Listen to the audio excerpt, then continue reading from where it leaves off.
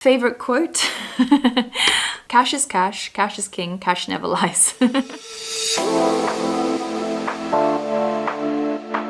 Get good at giving someone pleasure.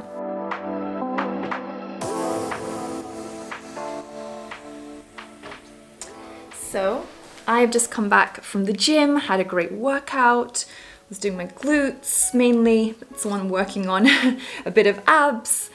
And now I'm going to jump in the shower and get ready.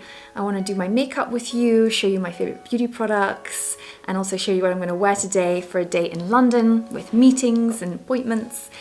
And I thought I would answer some of your questions. So I put up on my Instagram, if you're not yet following, it's just at Emma Miller, my name. I asked you to ask me anything, and you had some really thought-provoking questions. Questions about egg freezing, where to meet a rich guy, tips on managing money and business, my biggest life lesson, tips on how to feel happy, fun, sexy and confident. So I'm going to answer that in today's video. Let's get into it. First question to start with is where to meet a rich guy. This is a question I get asked a lot, and I think a lot of people say, oh, you have to go to the yacht club, the polo club, the airport lounge, or a 5-star hotel lobby, or maybe you need to join this app. I think The League it's called, Raya, another option. There's many different ways, but there's also not one set way. You know, you really can meet someone going to the supermarket. You don't need to necessarily be buying a expensive gym membership to meet your future partner. You can live in the right place, or you can go hang out at the right places, the right restaurants, the right clubs, you know, the hot places. You can, for example, in London, in Belgravia or Mayfair, but there's never really one set place. But I think the most important question is not actually where to meet this successful person or this high value man. It's more about whether you yourself have developed enough to become considered a high-value woman. Is there enough conversation between the two of you? Is it stimulating enough? What are your interests? What are your hobbies? What are you passionate about? Is there an alignment? It's really important to focus on yourself and be developing yourself so that when you do meet your high-value man, that you will have something to say, that it will be interesting for both of you. People who tend to be very successful tend to be very hardworking. And there comes a compromise. There's the catch. Because someone who is working very, very hard, all hours of the day maybe workaholic, isn't going to have too much time for you. And that could be a problem for you if your love language is spending quality time together, physical affection, and he's traveling the world for 6 months of the year. I mean, it's a little tricky. Often the case is that someone with less gives more. Could be more time, more love, more affection, more energy, more enthusiasm in the relationship. So it's not so black and white. Finding a high value man or a rich man, you know, they're kind of two separate things.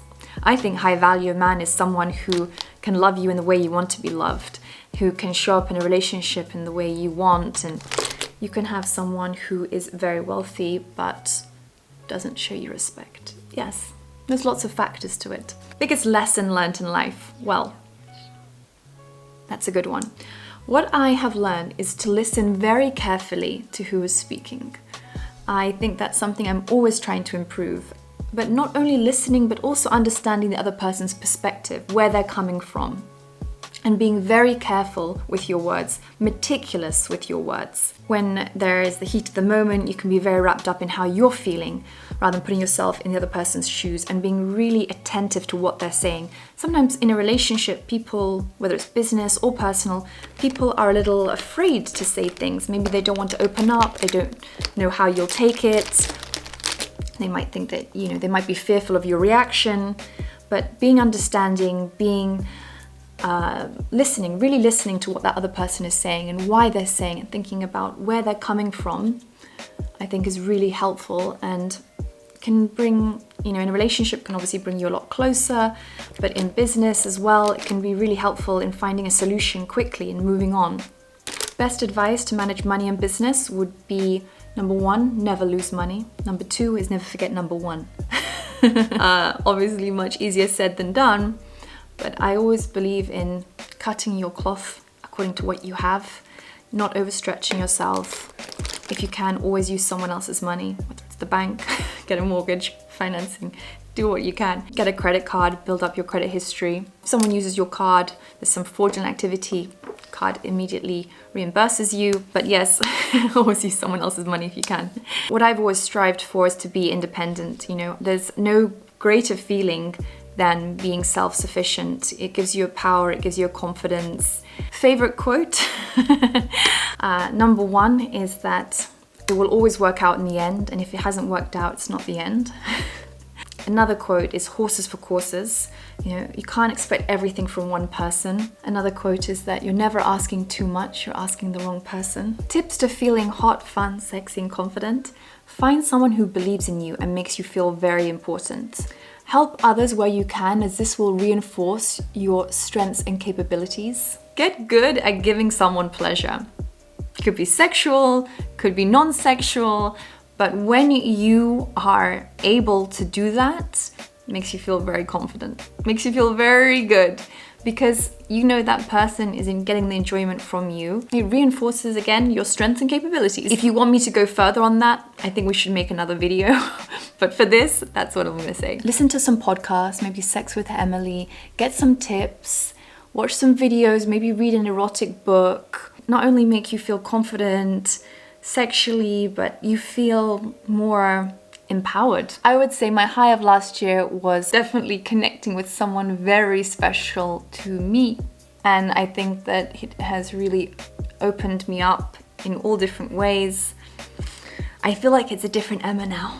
Yeah, I feel like totally different Emma, different priorities, like not still have my head on my shoulders, but I think the priorities have slightly changed, all for the better. Having someone that makes you feel important, as I said earlier, that loves you and wants to treat you good is just the best feeling in the world, and that's definitely been my high, 100%. I'm gonna put my outfit on and then finish the next questions.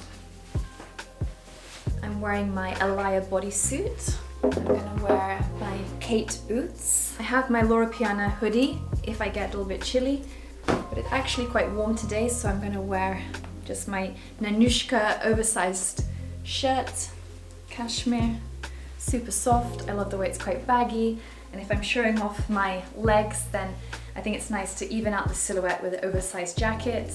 My shades, I'm gonna wear my Cartier ones because I think they bring out the brown of the jacket. And my little Dior saddlebag. Okay, what would be a low would be that maybe I have neglected my YouTube channel quite considerably. I used to be uploading a lot more, and then I kind of had to shift my focus on developing my home, the project, also doing much more styling this year than ever before, and that's been taking up my time, sourcing things and wanting to grow that. Hard to do everything at the same time, something has to give. So that's what I would say would be a low that I'm trying to work on now, and as you see in the last couple of weeks. So that leads me on to my question of what do you do? So I do spend quite a considerable amount of my time styling and helping source items that are hard to find, wish list items.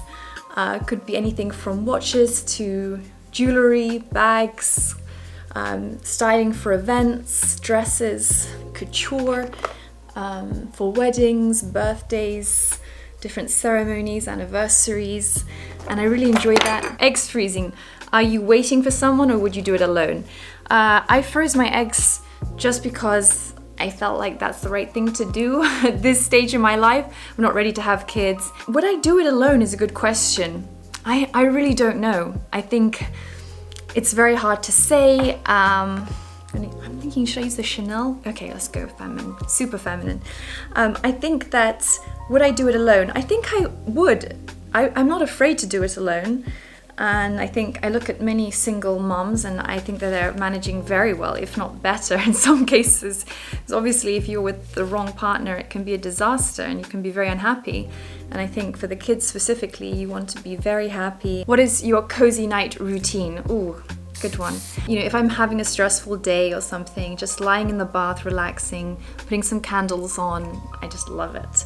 I do love to be in bed by 10:30 ideally, so I can feel fresh and work out in the mornings. I would think it happens maybe half the days of the week.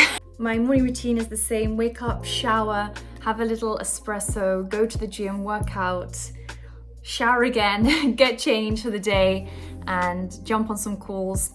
I try to keep it separate, my workout, from many calls or work, so I'm not distracted and I can really focus on the mind and muscle body connection and really get the most out of my workouts. My number one hair tip would be to stop bleaching and stop using heated curling tongs or straighteners on your hair. It just ruined my hair. My hair is so much healthier. I also love to use an oil on my hair when it's wet and I comb it through. I love this one from All Day. It smells very good. I get a lot of questions about what do I eat, how do I stay in shape, do I eat carbs, how do I stay in shape when I'm traveling all the time? And that would just be discipline. I always wake up in the morning, always do a workout. It invigorates me. I do believe that it is 80% diet, 20% workouts. So I am very careful with what I eat. I think it's about portion control. I don't think it's about specific food groups. I don't think it's healthy to cut out food groups, but I think eating a normal portion size, not eating too late, not overeating, not binge eating, all of these things help me stay in shape. So that is it for today's video, and I really hope you enjoyed watching it. My final look here. If you are enjoying my videos, make sure you hit the subscribe button, and I'll see you in my next one. Bye!